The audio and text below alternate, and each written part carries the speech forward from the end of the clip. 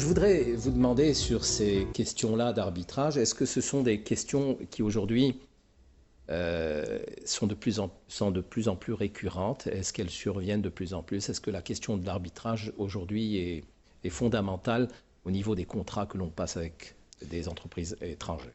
Merci beaucoup de m'avoir invité à cette émission. J'espère que je répondrai à votre attente.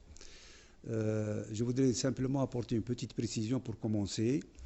La conférence qui va commencer à partir de demain et se poursuivra le lundi, elle est organisée en partenariat entre le World Trade Center et le Comité national Algérie, ICC.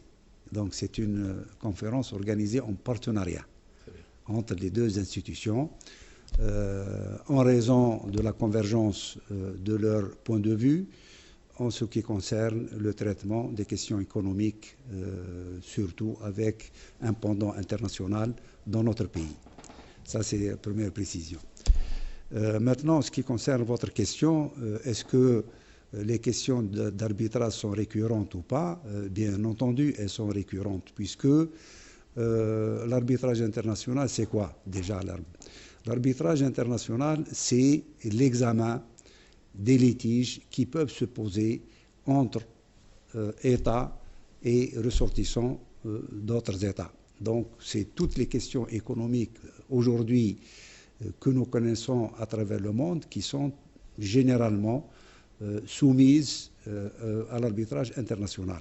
L'arbitrage international... Excusez-moi de vous interrompre, mais vous dites entre l'État et des entreprises étrangères, mais ça peut être entre des entreprises nationales. Entre des entreprises nationales aussi. Entre l'État et les personnes de nationalité étrangère, elles peuvent être des entreprises, elles peuvent être des entreprises, et entre entreprises des différents États. Donc, et c'est une justice privée. C'est un ancien mode de règlement des litiges qui remonte déjà au Moyen-Âge. Chez nous, on connaît le système du règlement des litiges par la Jma'a.